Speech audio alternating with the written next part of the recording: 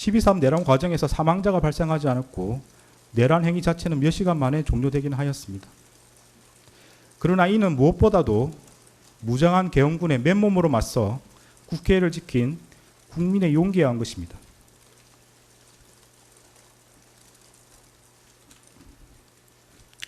이에 더하여 이러한 국민의 저항을 바탕으로 신속히 국회에 진입하여 비상계엄 해제 요구안을 의결한 일부 정치인들의 노력, 대한민국 역사에 있었던 내란의 암울한 기억을 상기하면서 위법한 지시와 명령에 저항하거나 혹은 어쩔 수 없이 이를 따르더라도 소극적으로 참여한 일부 군인과 경찰 공무원의 행동에 의한 것입니다. 결코 12.3 내란 가담자에 의한 것이 아닙니다. 따라서 12.3 내란 가담자에 대한 형을 정함에 있어 피해 발생이 경미하였다거나 짧은 시간 동안 진행되었다는 사정을 깊이 고려할 수는 없습니다. 일단 국헌을 물랑하게 할 목적의 폭동이 발생하면 이로 인하여 막대한 인명과 재산상 피해, 사회적 혼란이 초래될 것은 분명하고 혹시라도 내란이 성공하여 국민적 합의로 성립한 현재의 헌법 질서가 폭력에 의하여 무너지게 되면 이를 원래대로 회복하는 것은 대단히 어려운 일이 될 것입니다. 따라서 그러한 내란 행위를 사전에 차단할 필요가 있고 이러한 목적을 달성하기 위해서는 내란 행위에 가담한 사람들을 무겁게 처벌하는 것이 불가피합니다. 피고인은 간접적으로나마 민주적 정당성과 그에 대한 책임을 부여받은 국무총리로서 헌법과 법률을 준수하고 헌법을 수호하고 실현하기 위한 모든 노력을 기울여야 할 헌법적 의무를 부담합니다. 그럼에도 피고인은 12.3 내란이 성공할지도 모른다는 생각에 이러한 의무와 책임을 끝내 외면하고 오히려 그 일원으로서 가담하기로 선택하였습니다.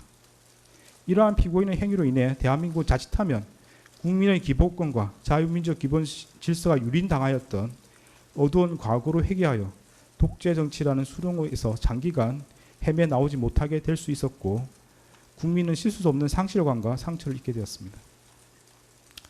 피고인은 국무총리로서 12.3 내란의 진실을 밝히고 그에 합당한 책임을 지기는커녕 사후 자신의 안위를 위하여 이 사건 비상계엄 관련 문건을 은닉하고 비상계엄 선포가 적법한 절차에 따라 이루어진 것처럼 보이기 위해 허위 공문서를 작성하였다가 폐기하였으며 헌법재판소에서 위정하였습니다. 피고인은 재판 과정에서도 허위로 진술을 번복하고 대통령실 CCTV와 같은 객관적인 증거에도 불구하고 아무런 기억이 나지 않는다고 주장하는 등 진실을 은폐하고 책임을 벗어나고자 할 뿐입니다. 피고인이 진실을 은폐하고 책임에서 벗어나고자 한 행위들로 인해 우리 사회의 정치적 분열과 갈등이 더욱 심화되었고 앞으로도 이러한 상처와 갈등이 쉽사리 봉합될 수 있을 것으로 보이지는 않습니다.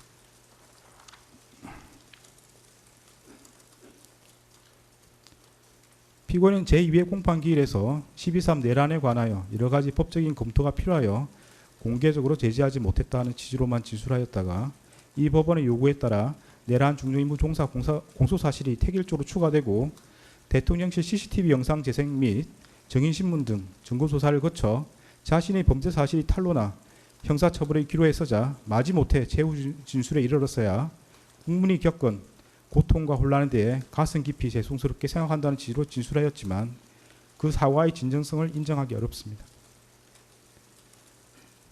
달리 피고인이 진지하게 반성하고 있다거나 자신의 범죄 행위로 인하여 국가와 국민이 입은 피해를 회복시키기 위한 어떠한 노력을 하였다고 볼 아무런 자료가 없습니다. 이러한 점과 그 밖의 양형의 조건이 되는 여러 사정을 종합적으로 고려하여 주문과 같이 형을 정합니다.